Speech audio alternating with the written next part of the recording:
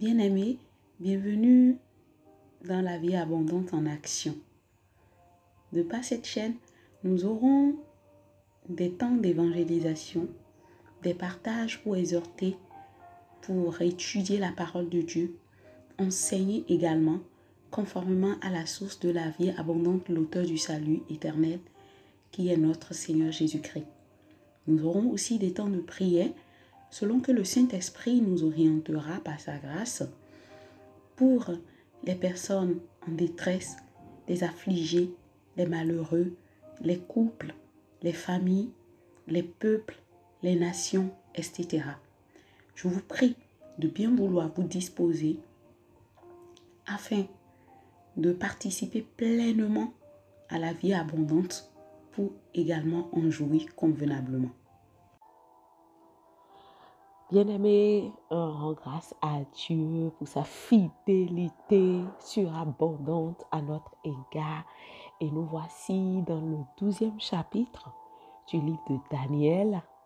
Et c'est vraiment une joie immense de parvenir à la fin de ce chapitre. Et quand je le lisais dans le cours pour la préparation, j'étais remplie d'une joie immense. Tout comme pour le chapitre 11 également. Et bien évidemment, voilà le verset qui monte dans mon cœur, la fin de toute chose vaut mieux que son commencement. Je prie vraiment que la fin de tout ce que le Seigneur nous donne d'entamer soit béni, soit glorieux, soit d'une joie, voilà, d'une joie ineffable pour nous et aussi pour le Seigneur Jésus. C'est ce qu'il y a de plus important. Alors, sans tarder, on va lire le chapitre 12 et on aura le décortiquer selon que le Saint-Esprit nous orientera. Je lis. L'ange me dit encore, à ce moment-là, Michael, le chef des anges qui protège ton peuple, apparaîtra. Ce sera un temps de grande souffrance depuis que les nations existent et jusqu'à ce moment-là. Et il n'y en a jamais eu un temps semblable. Alors, tous ceux de ton peuple qui ont leur nom écrit dans le livre de Daniel dans le livre de Dieu seront sauvés. Beaucoup de gens qui dorment dans la poussière de la tombe se réveilleront, les uns afin de vivre avec Dieu pour toujours, les autres afin de vivre dans la honte et le malheur pour toujours. Les gens intelligents brilleront comme le ciel de lumière au-dessus de nos têtes. Ils ont montré aux autres comment être fidèles à Dieu et ils brilleront pour toujours comme les étoiles. Daniel, ces paroles sont un secret. Ne fais pas connaître ce livre avant le moment de la fin. À ce moment-là, beaucoup de gens le liront et leur connaissance grandira. Pendant que moi, Daniel, je regarde cette vision, 2 autres hommes apparaissent debout de chaque côté du fleuve. L'homme qui porte des habits de lin se tint au-dessus de l'eau du fleuve. L'un des 2 hommes lui demande: à quel moment ces faits extraordinaires s'arrêteront-ils? L'homme vêtu d'habits de lin lève les 2 mains vers le ciel et je l'entends dire: je le jure au nom du Dieu qui vit pour toujours, ces faits dureront 3 ans et demi. Ils s'arrêteront quand la force du peuple de Dieu sera complètement détruite. Moi, Daniel, j'entends ces paroles, mais je ne les comprends pas. Alors je demande: mon Seigneur, comment tout cela finira-t-il? Il me répond: va en paix, Daniel. Ces paroles doivent rester totalement cachées jusqu'au moment de la fin. Beaucoup de gens seront purifiés, préparés, lavés par les souffrances. Les gens mauvais ne pourront pas comprendre et continueront à faire le mal. Mais les gens intelligents comprendront ce qui arrive. À partir du moment où on ne pourra plus offrir à Dieu le sacrifice de chaque jour et où leur destructrice sera placée sur l'autel, il y aura 1200 jours. Et ils seront heureux, ceux qui réussiront à attendre 1335 jours. Et toi, Daniel, reste fidèle jusqu'au bout. Alors, tu pourras te reposer, puis tu te lèveras pour recevoir ta récompense à la fin des temps. Amen, amen, amen, amen. Et dans ce 12e chapitre, j'ai su le subdiviser en 3 parties. Et la première partie, je le surnomme le temps du Seigneur Jésus-Christ sur la terre. Voilà, du début de son ministère jusqu'à sa mort. Et la deuxième partie, je le surnomme le temps papal, voilà, où c'était le pape qui était aussi en même temps empereur. Et la troisième partie, ce sera la dernière partie qui concerne la fin des temps de notre époque-ci. Et du coup, dans la première partie, quand on le lit, on comprend beaucoup de choses. Il faut être vrai et sincère. Je suis quelqu'un vraiment très pointueuse dans mes recherches, surtout quand ça concerne la parole de Dieu. Et quand j'ai été faire mes recherches, j'ai vu en fait que ce n'était pas la même chose que le Saint-Esprit, ce que je pense avoir reçu du Seigneur. Du coup, j'étais en train de réfléchir pour dire, est-ce que je dois changer? Seigneur, comment se fait-il que les grands théologistes n'ont pas, n'ont pas eu ce que tu es en train de me révéler présentement?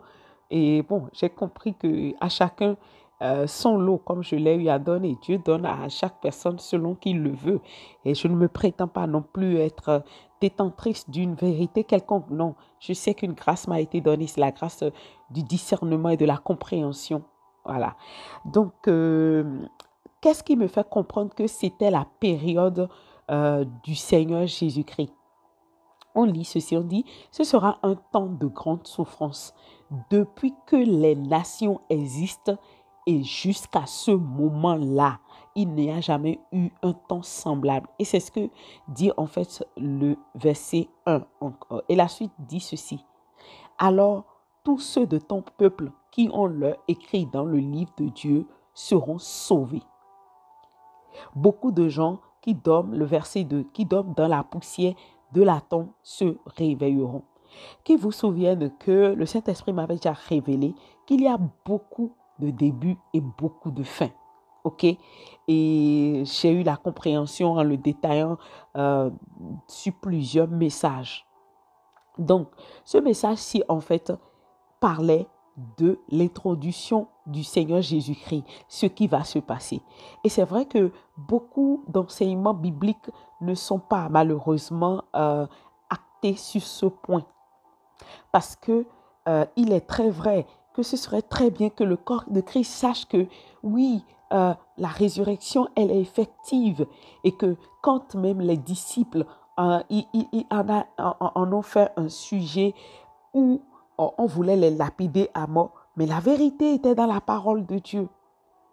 La vérité était dans la parole de Dieu. Et quand je disais, Seigneur, mais quel est le test d'appui? Parce que quand je reçois quelque chose de la part du Seigneur en lisant sa parole, je lui dis de me le confirmer par sa parole. Et bien vrai, toujours par sa parole, il m'envoie. Et tout directement, il m'a envoyé dans le livre de Matthieu, chapitre 27. Et quand je l'ai lu, j'ai dit, ah ouais, c'est vrai. C'est vrai que quand le voile du temple s'était déchiré en deux, du haut jusqu'en bas, la terre a tremblé. Les rochers se sont fondus et les sépulcres se sont ouverts dans le temps. Et plusieurs corps des saints qui étaient morts ressuscitaient. Et c'est à ce moment-là, en fait, qu'a eu la première résurrection. On aurait même pu nommer la première partie la première résurrection. Voilà. La première résurrection a eu lieu là. C'est en ce moment-là que ceux qui étaient dans le sein d'Abraham et autres, tous sont allés auprès du Père. Vous me direz, mais comment je le sais? Mais la Bible l'a mentionné. Et je sais qu'il y a aussi encore une autre référence dans le livre de Jude. Je vais le rechercher et vous le mettre, qui dit aussi à peu près la même chose. Du coup, c'est là où a eu lieu la première résurrection. Et donc, la souffrance dont il était question, le Seigneur Jésus-Christ, cette prophétie avait été dite, je pense, par Siméon. Siméon à Maman Jésus. Permettez-moi de le dire ainsi, Marie, Maman Jésus. On ne l'a jamais dit, hein? Marie, elle est quand même la maman de Jésus, Maman Jésus. Et il lui a dit, et toi, une épée va transpercer ton cœur. Et cette transpersion-là fera en sorte que les cœurs, l'intention des cœurs soit révélée. Voilà, je viens d'avoir la référence. C'est dans le livre de Luc, chapitre 2, à partir de verset 34. Siméon les bénit et dit à Marie, sa mère, à maman Jésus, sache-le, cet enfant est destiné à être pour beaucoup en Israël une occasion de chute et de relèvement. Il sera un signe qui suscitera la contradiction. Ainsi seront dévoilées les pensées cachées de bien de gens. Quant à toi, tu auras le cœur comme transpercé par une épée. Amen. Donc, c'était en fait un temps de douleur terrible pour beaucoup de gens, pas que pour le Seigneur, pour la maman de Jésus, pour Marie, mais aussi pour ses disciples. Oui, c'était un temps mais de désastre. La Bible a dit en fait que la terre a tremblé. Hein? La terre a tremblé, les rochers se sont fendus. Et le voile s'était déchiré. Et effectivement, beaucoup de ceux qui dorment dans la poussière, ils se sont réveillés. Ils ont été ressuscités. La première résurrection a eu lieu. Qui sont ceux qui sont composés de cette résurrection? Je ne sais pas. Là n'est pas le problème. Mais la Bible dit que ceux qui, en fait, sont apparus, ils étaient des gens en grand nombre. OK? Ils étaient beaucoup de personnes, beaucoup de personnes, des multitudes. Voilà. Les sépulcres s'ouvrirent et plusieurs corps des saints qui étaient morts ressuscitaient. Les saints ont été ressuscités. Étant sortis des sépulcres après la résurrection de Jésus, ils entraient dans la ville sainte et ils apparurent à un grand nombre de personnes. Donc, je suis sûre, j'ai la conviction que il n'y avait pas que les saints qui ont été ressuscités. C'est ceux qui n'étaient pas aussi juifs justifiés ont été ressuscités, mais on ne les a pas vus. On ne les a pas vus. Et du coup, cette première partie, ça confirme pertinemment ce que le Père avait prévu. Et ça, c'était l'époque, cette première partie, c'était pour le temps du Seigneur Jésus-Christ. Et il est dit, les gens intelligents, ils brilleront comme le ciel, de lumière au-dessus de nos têtes. Et ce sont eux, les saints qui ont été ressuscités, qui sont appelés en fait la grande assemblée, la nuée des témoins. La nuée des témoins. Et tout ça, je vous assure, je ne l'ai pas inventé. Quand je lisais, l'Esprit de Dieu me l'expliquait au fur et à mesure. Donc, ce sont eux qui constituent pour nous aujourd'hui des références. Le Seigneur Jésus est notre modèle, mais aussi l'Assemblée des saints, la nuée des témoins, ils sont aussi en fait pour nous des références. Parce que nous voyons comment ils ont marché. Les David, les, les papas Abraham, Isaac, Jacob, les juges, en tout cas tous ceux qui ont fait la volonté de Dieu, tous ceux qui ont été justifiés par le Seigneur. Et là, on a même dit que Daniel garde secret ses paroles. Parce qu'ils sont faits pour être connus à un moment de la fin. Et qu'ils vous souviennent, dans un livre que je suis en train d'écrire, j'ai presque fini, grâce à Dieu, vous le verrez en son temps à la publication, comment le Saint-Esprit m'a expliqué que le Seigneur Jésus-Christ est l'ouvrier, le premier ouvrier de la dernière heure. Donc, depuis l'arrivée du Seigneur Jésus jusqu'à notre temps-ci, hein, on est en fait dans la dernière heure. On est toujours dans la dernière heure. Et oui, qui vous souviennent aussi encore que la Bible dit qu'un jour, là, devant le Seigneur, c'est comme 1000 ans. Donc, que quelqu'un ne me dise pas que it's too much. Non, not at all. Pas du tout. OK? Donc, effectivement, il est dit, à ce moment-là, beaucoup de gens le liront et leur connaissance grandira. Effectivement, avec l'aide du Saint-Esprit, nous avons la connaissance qui s'accroît. Et il faut qu'on en fasse quelque chose. Et voilà, Daniel a même demandé la précision. Il dit, avec les deux hommes, les deux témoins, les deux témoins. En effet, selon ce que j'ai reçu, c'était le Seigneur Jésus-Christ lui-même qui interprétait les choses à Daniel. Et les deux témoins étaient là pour l'assister. Je ne peux pas le décrire. D'aucuns disent que c'est Enoch et Élie. Moi, je ne sais pas, mais je sais qu'il y a deux autres témoins qui assistaient le Seigneur pour lui poser la question, pour lui dire, mais pendant combien de temps dureront ces choses? Il a dit 3 ans et demi. Effectivement, il s'agit du ministère du Seigneur Jésus. Il a fait en 3 ans et demi son ministère de façon, mais brillant, avec brio. Et l'homme, il allait, le fils de l'homme, qui est aussi fils de Dieu, il allait de ville en ville. Presque, il ne mangeait pas. Il se nourrissait de quoi? Du pain et du poisson. Là où il pouvait profiter un peu de repas, c'est quand on l'invitait. Et à un moment donné, on sait même que dans la parole de Dieu, quand Marthe avait vu sa vie, avait vu comment il est un homme qui va de lieu en lieu, qui opère des miracles, qui enseigne, il ne mangeait pas, il n'avait pas un temps de repos. Elle prenait la peine de lui faire à manger, ce qui est normal. Et que disait-il, notre grand frère, à Marthe? Il a dit, c'est vrai Marthe, l'intérêt que tu as pour moi en voulant me faire à manger, c'est logique. Mais ce qu'il y a de plus important, c'est la bonne part que ta sœur a su choisir en s'asseyant à mes pieds pour comprendre la parole. Et bien aimé, vraiment, à travers ce chapitre 12 du livre de Daniel, je crois que c'est ce à quoi le Seigneur nous appelle.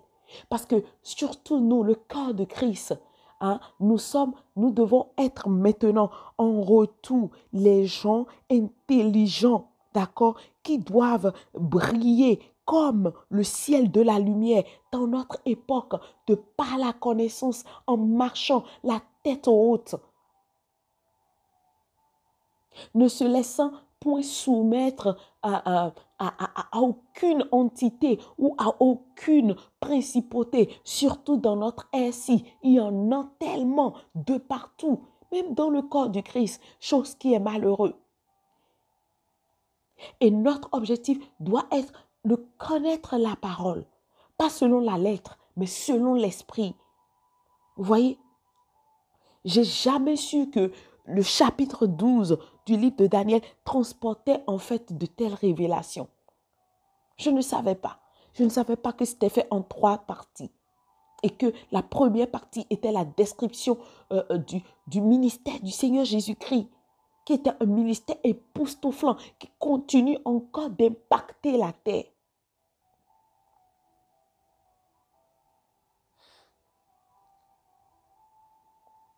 Et Et Daniel était aussi en quelque sorte un précurseur de l'annonciation de ces choses.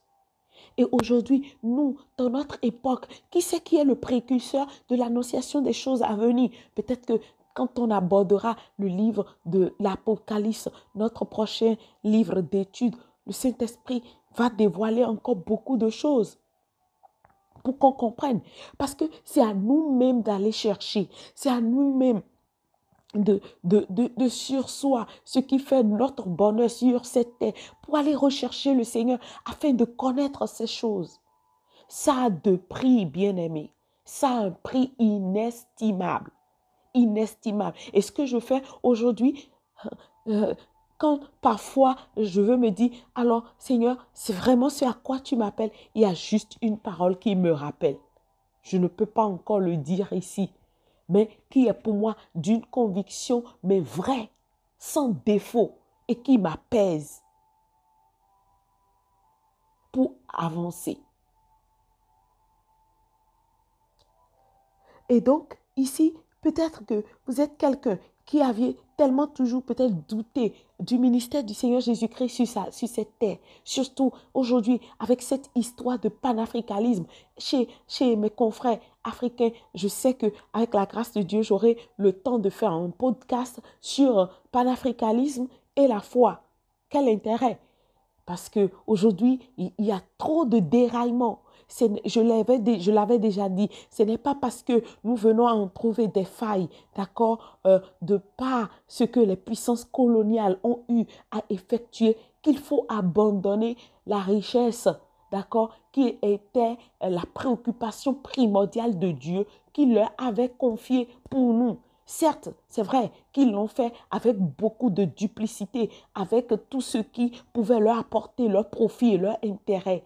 Mais oui, si nous rejetons, d'accord, leur injustice, ne rejetons pas la justice qui nous ont apporté.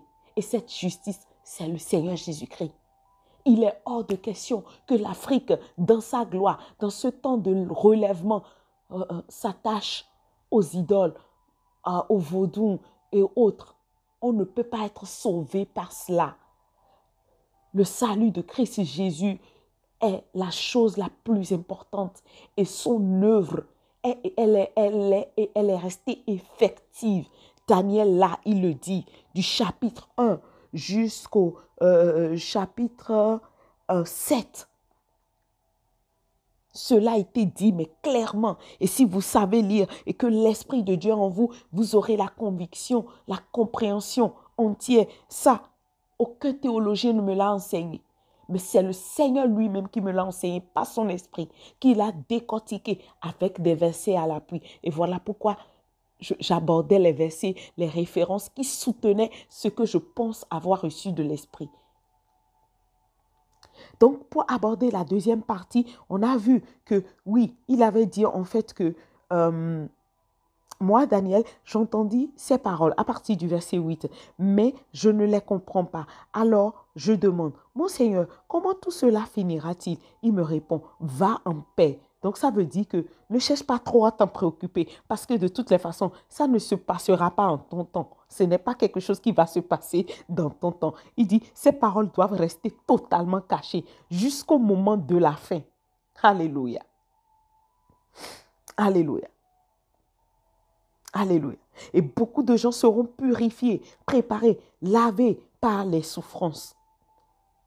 Et vous avez vu cette purification dont il est question. J'ai aussi posé la question, Seigneur. Je dis, mais Seigneur, tu as accompli une œuvre complète, parfaite, achevée. Comment se fait-il que beaucoup de personnes vont être purifiées, lavées par des souffrances? Et tac, là, l'Esprit de Dieu m'a envoyé vers la souffrance des 12 apôtres. Pas que, parce qu'ils n'ont pas été les seuls persécutés. Et oui, vous me direz, mais comment? Je vous renvoie aussi le comment. Comment se fait-il que Christ Jésus est mort à la croix? Ils étaient en fait les premiers témoins, d'accord, de la mort et de la résurrection de notre Seigneur.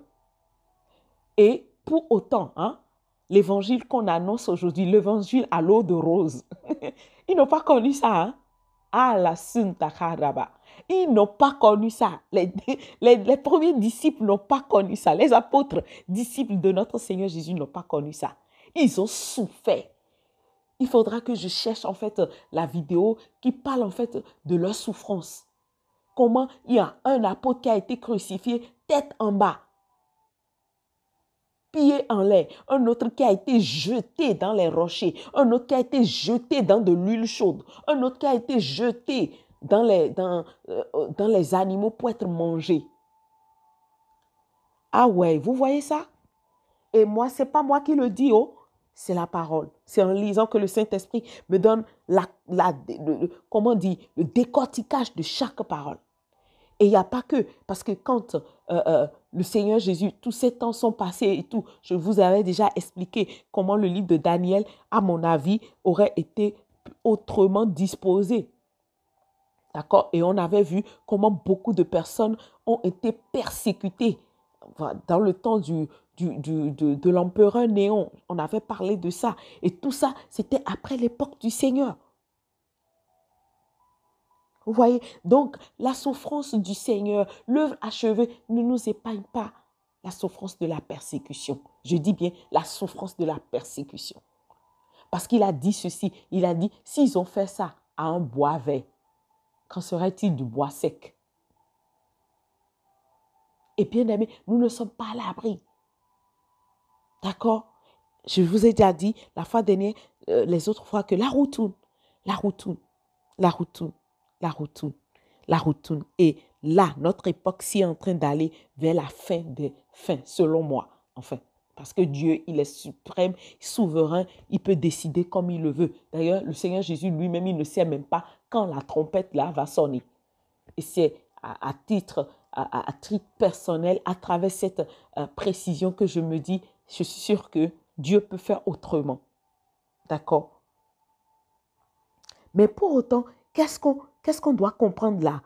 On comprend que oui, la souffrance du Seigneur Jésus-Christ là, ça ne nous épargne pas la souffrance de la persécution. Et aujourd'hui, cette persécution, elle n'est pas encore tellement visible, mais il y en a qui en vivent.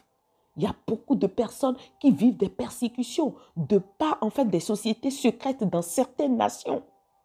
Et oui, ils sont persécutés. Tu ne peux pas dire quelque chose au sujet du pouvoir en place, même dans les églises. Et c'est malheureux. Une domination, une oppression où ceux qui sont certains dirigeants, eh ben, ils se croient comme des souverains. Voilà. Oui, ce sont eux qui ont le monopole de la parole pour fermer le ciel sur la tête d'un enfant de Dieu qui ne s'est pas soumis à eux. Bien-aimés, revenons à l'évangile du Seigneur Jésus-Christ. Revenons au sens de la vie en Dieu, selon l'humble et le doux serviteur, notre Seigneur Jésus-Christ.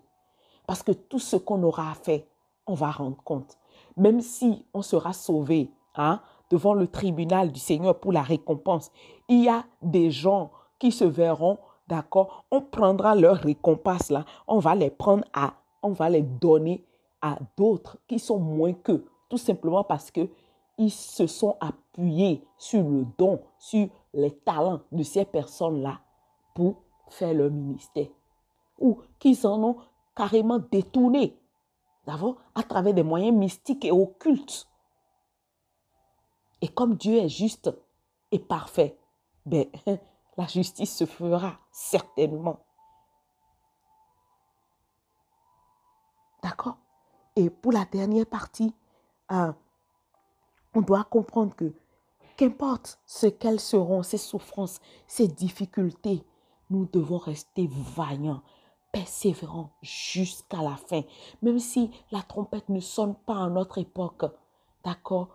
Aspirons vraiment à vivre une vie en continuité à la gloire de Père, à la gloire de Dieu le Père, dans l'amour, malgré la persécution, dans le pardon, malgré la persécution. Certes, il y a une chose, si vous restez attaché à certains persécuteurs et que vous ne voulez pas vous en détacher, je vous promets quelque chose, c'est le Seigneur lui-même qui va faire la séparation. Parce qu'il saura que cette fréquentation-là, elle t'est nuisible. Elle sera nuisible à ton onction. Elle sera nuisible à tes capacités spirituelles. Allez, je t'en sépare. Et il va faire en sorte que ces personnes eux-mêmes se séparent de ta vie ou bien même te chassent de leur vie.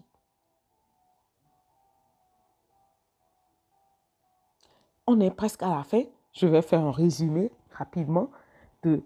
On a dit en fait que le chapitre 12 du livre de Daniel se subdivise. Je l'ai subdivisé en 3 parties. La première partie qui parle en fait du sacerdoce de notre Seigneur Jésus-Christ sur cette terre avant sa résurrection, plus aussi la résurrection des saints, ainsi de suite. Et la deuxième partie qui dit en fait que la souffrance, son œuvre achevée, d'accord, ne nous épargne pas de la souffrance, de la persécution. Et qu'aujourd'hui, la persécution, elle est plus déguisée d'une autre manière. On voit comment l'amour du plus grand nombre s'est refroidi, d'accord, et que le mal s'accroît de jour en jour, hein, dans les familles, dans les églises, ce qui ne doit pas être le cas, vous voyez, et c'est un peu pénible. Les nations, les autorités de certaines nations qui sont comme des mains de fer à l'égard, en fait, de leurs concitoyens, et tout ça, il y a besoin vraiment de refaire un travail de repentance pour agir comme Dieu veut que nous agissons envers nos semblables. Tout simplement parce que ce qu'on aura semé, on le récoltera. Et la troisième partie qui nous appelle à la persévérance, malgré tout, l'attachement à Dieu, malgré tout.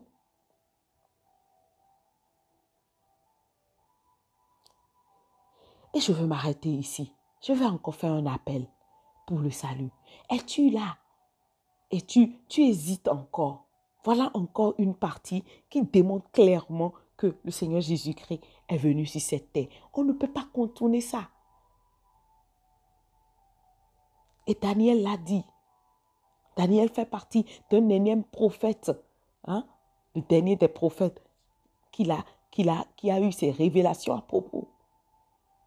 Mais pourquoi veux-tu rester cantonné à ta conviction? Pourquoi penses-tu qu'il y a un autre chemin qui va à Dieu autre que le chemin du Seigneur Jésus? La Bible dit qu'il est le chemin.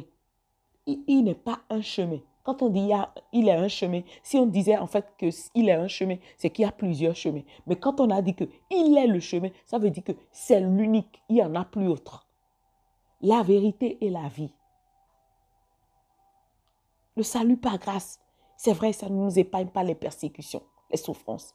Mais cela vaut la peine. Parce que ça y va en fait de la résurrection dans la gloire de Dieu après la mort. Et c'est très important. Vous ne pouvez pas rester sans chercher, sans recevoir le Seigneur. Non. Il vous appelle encore. Peut-être vous êtes une autorité dans un pays, dans la francophonie, et que vous ne connaissez pas le Seigneur. Hâtez-vous de rentrer. Hâtez-vous. Peut-être vous êtes omnubilé aujourd'hui par l'évolution de la technologie. Voilà comment les gens ils vivent leur vie dans leur maison, dans leur couple et tout ça. Vous êtes omnubilé par ça. Bien-aimés, il y a plus que ça. Hâtez-vous de rentrer dans le repos glorieux de Christ Jésus. Vous ne payerez rien. Le salut est gratuit. Et si vous avez la conviction sur ce que je suis en train de dire, dites-le avec moi. C'est une courte prière pour vous introduire à Dieu. Oh Dieu, je veux m'en remettre à toi. Je ne comprends pas tout. Mais ce qu'elle est en train de dire vaut la peine. Et je veux t'expérimenter. Voici ma vie. Je me livre à toi. Prends tout ce qui n'est pas à ta gloire. Et donne-moi d'expérimenter Christ Jésus vivant. Et fais de moi un témoin de sa part pour ta gloire. Lave mes iniquités. Purifie mon cœur entier. Et remplis-moi de ton Esprit Saint. Et oriente-moi. Je reçois Christ Jésus en tant que Seigneur et Sauveur. Je crois qu'il est mort pour mes péchés. Je crois qu'il est ressuscité le 3e jour. Je crois que c'est lui qui reviendra pour nous sauver de la mort éternelle à la gloire de son nom. Aviez-vous dit cette prière de façon sincère? Croyez-le, vous êtes sauvés. votre nom est inscrit dans le livre de vie. C'est une démarche. Tout comme quand on met un enfant au monde, on lui donne un nom, on fait une sortie. Le reste va suivre. Je vous prierai de prier pour trouver une église vivante, fervente de feu et vous faire baptiser et vous engager dans une communion authentique et vraie avec Dieu.